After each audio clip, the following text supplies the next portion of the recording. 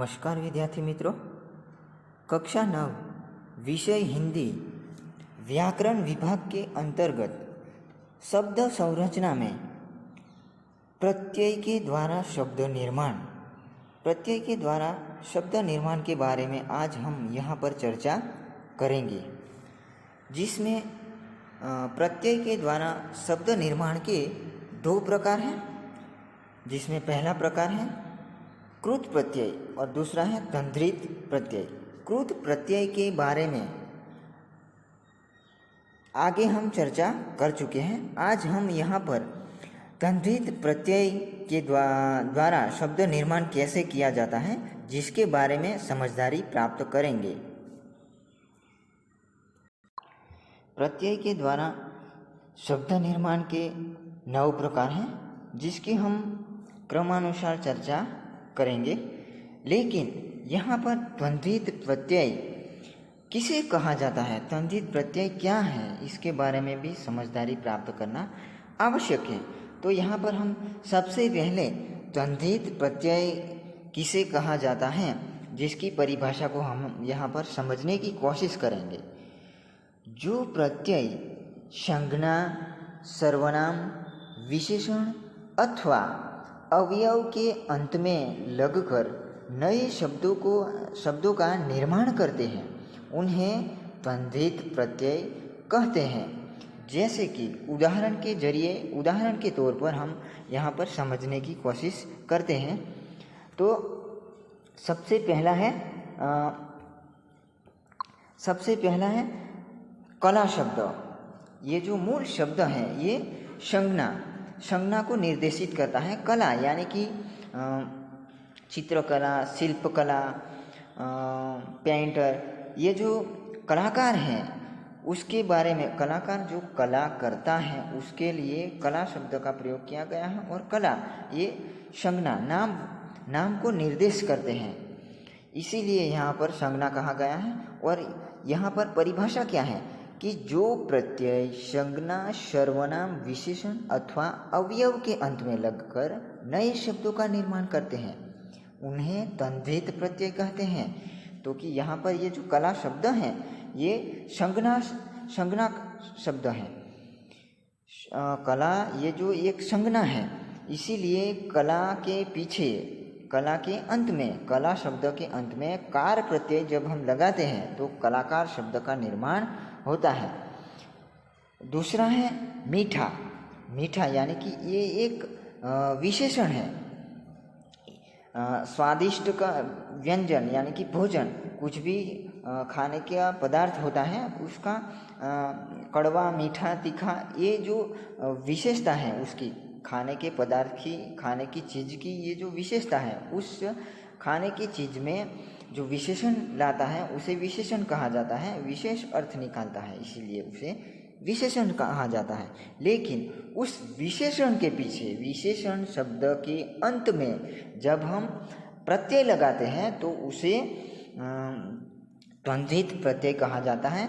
यहाँ पर मीठा शब्द है, मीठा शब्द के अंत में जब हम आस प्रत्यय लगाते हैं तो ये दोनों के मेल से जो शब्द बनता है वो तंद्रित प्रत्यय कहलाता है। जैसे कि मीठा वत्ता आस, मिठास शब्द का निर्माण होता है, नया शब्द बनता है मिठास, इसीलिए यहाँ पर इसे तंद्रित प्रत्यय कहा जाता है।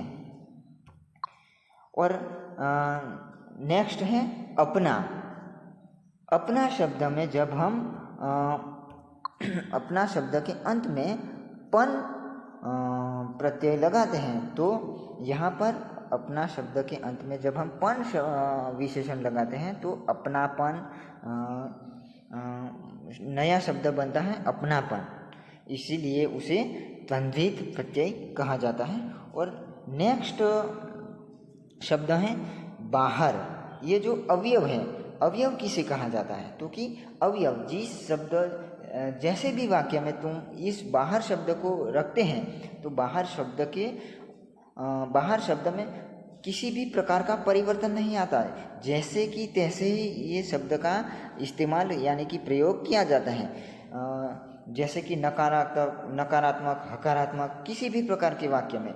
और कर्ता भी कैसे स्त्रीलिंग हो या पुल्लिंग हो, कर्ता भी ये स्त्रीलिंग या पुल्लिंग हो, उसी वाक्य में जब हम ये बाहर शब्द को प्रयोग करते हैं तो उसमें कोई भी प्रकार का परिवर्तन नहीं आता, इसीलिए उसे अवयव कहा जाता है।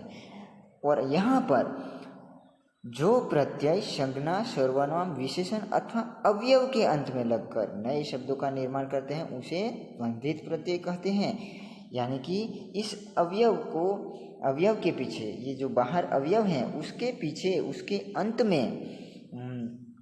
में जब हम प्रत्यय ई लगाते हैं तो बाहरी शब्द, नया शब्द का निर्माण होता है बाहरी, और इसीलिए इस बाहरी शब्द में किसी भी प्रकार का परिवर्तन नहीं आता, इसलिए उसे द्वंद्वित प्रत्यय कहा जाता है।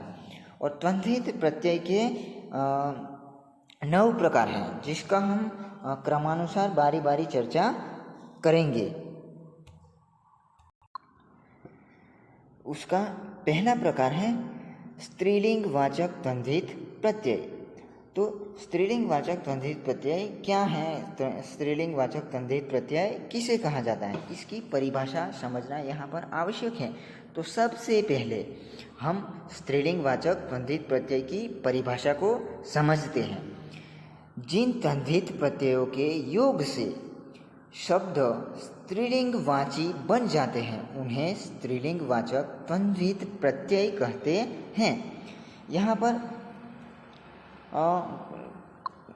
जिन द्वंद्वित प्रत्ययों के योग से शब्द स्त्रीलिंग बन जाता है, यानी कि पुल्लिंग में से शब्द स्त्रीलिंग बन जाता है, स्त्रीलिंग वाचक शब्द बन जाता है, उसे स्त्रीलिंग वाचक द्वंद्वित प्रत्यय कहा जाता है।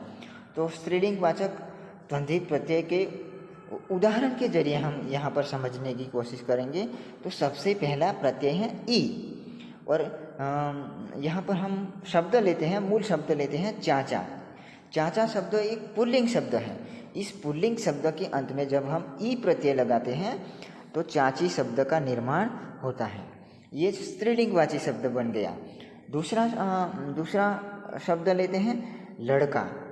लड़का शब्द लेते हैं और लड़का शब्द के अंत में जब हम ई प्रत्यय लगाते हैं तो लड़की शब्द बन जाता है। तो ये लड़का शब्द पुल्लिंग है, लेकिन यहाँ पर ई प्रत्यय लगाने से उसमें लिंग परिवर्तन आ गया है और लड़की शब्द का निर्माण हो जाता है और लड़की शब्द स्त्रीलिंगवाची है। इसी प्रकार दूसरा प्रत्यय है इन। इन प्रत्यय को जब हम मूल शब्द लेते हैं धोबी। धोबी यानी कि एक कपड़ा धोने वाला, ये पुल्लिंग शब्द है। जब हम ई प्रत्यय लगाते हैं, इन प्रत्यय लगाते हैं धोबी के पीछे, धोबी के अंत में इन प्रत्यय लगाने पर धोबिन शब्द का निर्माण होता है। यहाँ पर पुल्लिंग में से स्त्रीलिंग शब्द बन जाता है। उसी प्रकार लुहार शब्द है, ये पुल्लिंग शब्द है, लेकिन हम उसके लुहार शब्द के अंत में इन प्रत्यय लगाते हैं तो लुहारिन शब्द स्त्रीलिंगवाची शब्द बन जाता है। इसी प्रकार नेक्स्ट प्रत्यय है आ, और आ प्रत्यय को जब हम पुल्लिंग शब्द शिष्य ये पुल्लिंग शब्द है, और शिष्य के पीछे आ प्रत्यय लगाते हैं तो शिष्या शब्द का निर्माण होता है। उसी प्रकार बाल मूल शब्द लेते हैं, बाल शब्द के अंत में जब हम आ प्रत्यय लगाते हैं तो बाला यानी कि स्त्रीलिंग शब्द बन जाता है। उसी प्रकार नेक्स्ट प्रत्यय है आ, आनी। आनी प्रत्यय को जब हम पुल्लिंग शब्द देवर शब्द के अंत में जब हम आनी प्रत्यय लगाते हैं तो देवरानी शब्द का निर्माण होता है, ये पुल्लिंग स्त्रीलिंग शब्द बन जाता है। उसी प्रकार नौकर, ये पुल्लिंग शब्द है।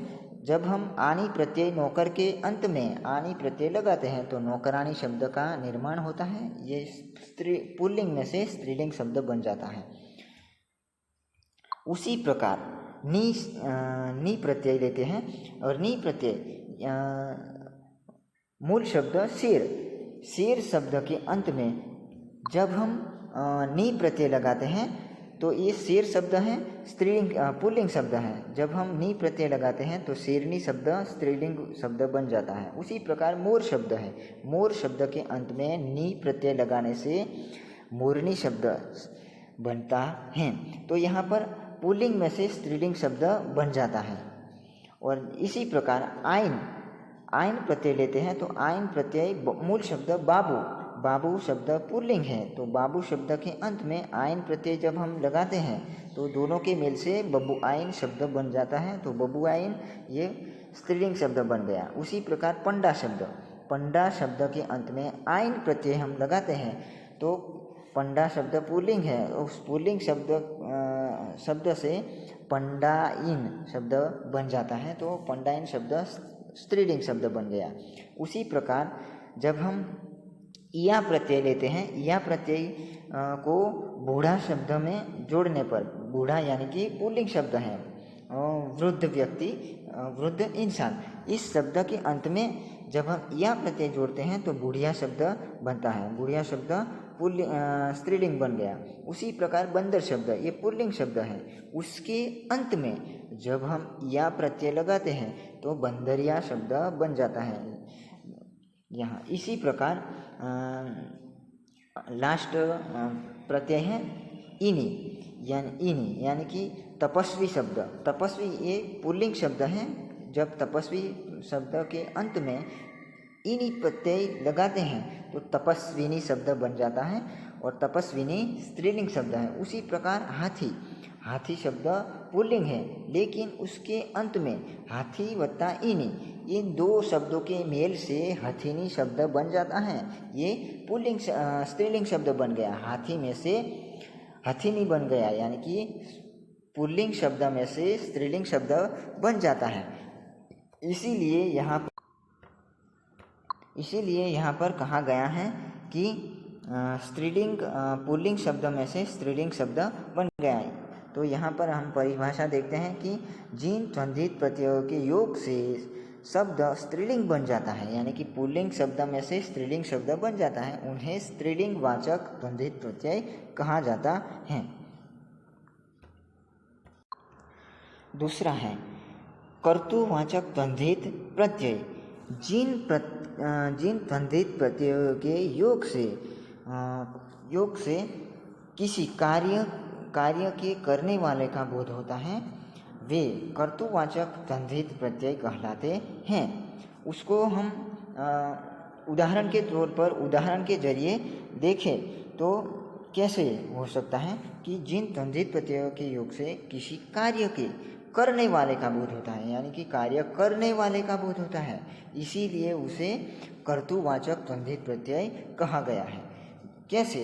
तो यहाँ पर हम एक शब्द मूल शब्द पहला प्रत्यय है गर, और मूल शब्द लेते हैं जादू। जादू यानी कि ये जादू करने का एक कार्य है, और जादू शब्द के अंत में जब हम गर प्रत्यय जोड़ते हैं, जादू शब्द के अंत में जब हम गर प्रत्यय को जोड़ते हैं तो जादूगर शब्द, जादू वत्ता गर, यानी कि जादूगर शब्द बन जाता है। तो यहाँ पर जादूगर शब्द ये जो कार्य करने वाला है, जादूगर जादू का कार्य, जादू करने का कार्य करता है, इसीलिए यहाँ पर परिभाषा में कहा गया है कि जिन द्वंद्वित प्रत्ययों के योग से किसी कार्य करने वाले का बोध होता है, वे कर्तुवाचक द्वंद्वित प्रत्यय कहलाते हैं। इसीलिए यहाँ पर जादूगर कर्तुवाचक द्वंद्वित प्रत्यय है। और दूसरा नेक्स्ट है वाला। ये जो वाला प्रत्यय है, और वाला प्रत्यय को जब हम मूल शब्द लेते हैं दुकान, दुकान शब्द के अंत में वाला प्रत्यय को हम जोड़ते हैं तो दुकान वाला शब्द बनता है, दुकान वाला शब्द बनता है। इसीलिए और दूसरा है दूध।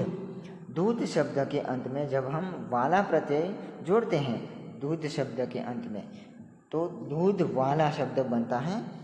उसी प्रकार तीसरा है आरी। आरी प्रत्यय को जब हम एक मूल शब्द लेते हैं भीख, भीख वत्ता आरी, भिखारी शब्द बनता है। तो यहाँ पर भिखारी जो है वो भीख मांगने का कार्य करता है, इसीलिए यहाँ पर कर्तुवाचक द्वंद्वित प्रत्यय कहलाता है। और नेक्स्ट है कार प्रत्यय। कार प्रत्यय को जब हम मूल शब्द लेते हैं चित्र, चित्र वत्ता कार, चित्र के अंत में, चित्र शब्द के अंत में कार प्रत्यय को जोड़ते हैं तो चित्रकार शब्द का निर्माण होता है, नया शब्द का। और चित्रकार यानी कि चित्र बनाने वाला, चित्र को करने वाला, चित्र का निर्माण जो करता है इसीलिए उसे चित्रकार कहा गया है। और चित्रकार यानी कि जिन तद्धित प्रत्ययों के योग से किसी कार्य करने वाले का बोध होता है, यानी कि चित्र का निर्माण करने वाला का यहाँ पर बोध होता है चित्रकार से, इसीलिए उसे तद्धित प्रत्यय कहा जाता है। उसी प्रकार पत्र शब्द लेते हैं, पत्र वत्ता कार यानी कि पत्रकार शब्द का निर्माण होता है। तो यहाँ पर पत्रकार का काम क्या होता है, तो कि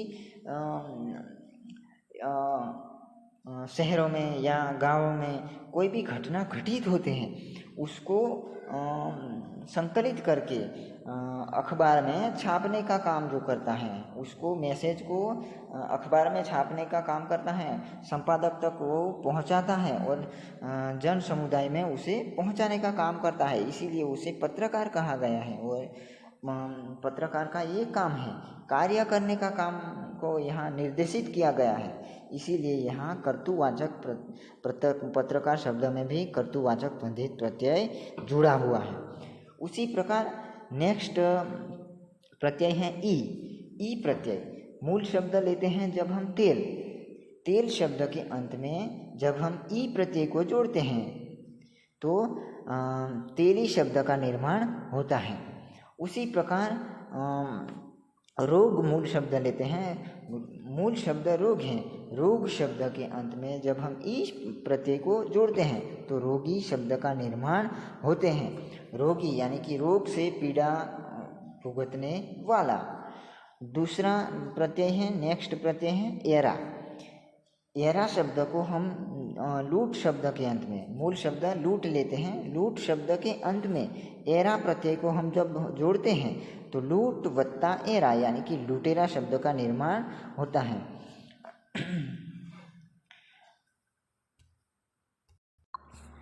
तद्धित प्रत्यय का तीसरा प्रकार है स्थानवाचक तद्धित प्रत्यय। तो यहाँ पर स्थानवाचक तद्धित प्रत्यय किसे कहा जाता है, इसकी परिभाषा क्या है, तो यहाँ पर हम परिभाषा समझते हैं। जिन तद्धित प्रत्ययों से स्थान का बोध हो उन्हें स्थानवाचक तद्धित प्रत्यय कहते हैं। फिर से रिपीट करते हैं परिभाषा को, जिन तद्धित प्रत्ययों से स्थान का बोध हो उन्हें स्थानवाचक तद्धित प्रत्यय कहते हैं। उदाहरण के माध्यम से यहाँ पर हम समझते हैं। तो सबसे पहले प्रत्यय है इया प्रत्यय को जब हम मूल शब्द लेते हैं जयपुर शब्द के अंत में जब हम इया प्रत्यय को जोड़ते हैं तो जयपुर वत्ता इया यानी कि नया शब्द बनता है जयपुरिया यानी कि जयपुर का रहने वाला। किसी व्यक्ति कोई जयपुर से आया है हमारे यहाँ और हम उसका नाम नहीं जानते, लेकिन वो जयपुर वाला यानी कि जयपुर का रहने वाला, इसीलिए उसे जयपुरिया ऐसा कहते हैं। दूसरा शब्द मूल शब्द लेते हैं मुंबई शब्द के अंत में जब हम इया प्रत्यय को जोड़ते हैं तो मुंबई वत्ता इया यानी कि मुंबई या, ये पूरा मुंबई शहर को सूचित करता है। मुंबई का रहने वाला यानी कि मुंबईया। उसी प्रकार नेक्स्ट प्रत्यय है वाला प्रत्यय को जब हम मूल शब्द लेते हैं दिल्ली शब्द के अंत में वाला प्रत्यय को जब हम जोड़ते हैं तो दिल्ली वत्ता वाला, तो नया शब्द बनता है दिल्ली वाला। तो यहाँ पर दिल्ली का रहने वाला यानी कि दिल्ली वाला। उसी प्रकार दूसरा शब्द मूल शब्द लेते हैं मथुरा शब्द के अंत में वाला प्रत्यय को जब हम जोड़ते हैं तो मथुरा वाला शब्द का निर्माण नया शब्द बनता है मथुरा वाला। तो यहाँ पर मथुरा वाला यानी कि यहाँ पर स्थान को, मथुरा नामक स्थान को सूचित करता है, मथुरा नामक स्थल का अर्थ को सूचित करता है। मथुरा वाला यानी कि मथुरा नगरी का यहाँ पर हमें बोध होता है, इसीलिए यहाँ पर स्थानवाचक तद्धित प्रत्यय कहा जाता है। नेक्स्ट प्रत्यय है ई और मूल शब्द लेते हैं बंगाल शब्द के अंत में जब हम ई प्रत्यय को जोड़ते हैं तो बंगाली शब्द का निर्माण होता है। तो यहाँ पर बंगाली, बंगाल का अर्थ सूचित करता है, बंगाल नामक राज्य है, उसका अर्थ यहाँ पर हमारे मस्तिष्क में बंगाल दिखाई देने लगता है। तो यहाँ पर बंगाल नामक स्थान को अर्थ, स्थान का बोध हमें होता है इस प्रत्यय से। बंगाली ई प्रत्यय जुड़ने से बंगाली का स्थान को सूचित करता है, इसका अर्थ हमें बोध होता है स्थान का, इसीलिए यहाँ पर स्थानवाचक तद्धित प्रत्यय हैं। उसी प्रकार गुजरात शब्द को लेते हैं तो गुजरात शब्द के अंत में जब हम ई प्रत्यय जोड़ते हैं तो गुजरात वत्ता ई, तो दोनों गुजरात शब्द मूल शब्द और ई प्रत्यय के मेल से गुजराती शब्द का निर्माण होता है। तो यहाँ पर हम गुजराती शब्द से गुजरात का स्थान का बोध होता है, इसीलिए यहाँ पर गुजराती स्थानवाचक तद्धित प्रत्यय गुजराती में जुड़ा है।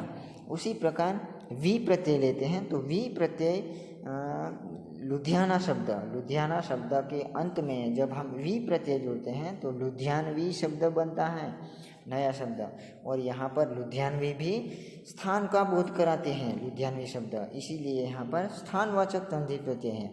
दूसरा शब्द लेते हैं लखनऊ शब्द के अंत में वी प्रत्यय जोड़ते हैं, वी प्रत्यय को हम जोड़ते हैं तो लखनऊ वत्तावी यानी कि लखनवी, ये नया शब्द बनता है, और लखनवी यानी कि लखनवी स्थान को सूचित करता है, स्थान को सूचित करने से इसीलिए उसे स्थानवाचक तद्धित प्रत्यय कहा जाता है। तो विद्यार्थी मित्रों, आज हम तद्धित प्रत्यय के 3 प्रकार के बारे में समझदारी प्राप्त की। आज इतना यहाँ पर पर्याप्त है, और नेक्स्ट तद्धित प्रत्यय के प्रकारों के बारे में नेक्स्ट वीडियो में हम चर्चा करेंगे। अस्तु।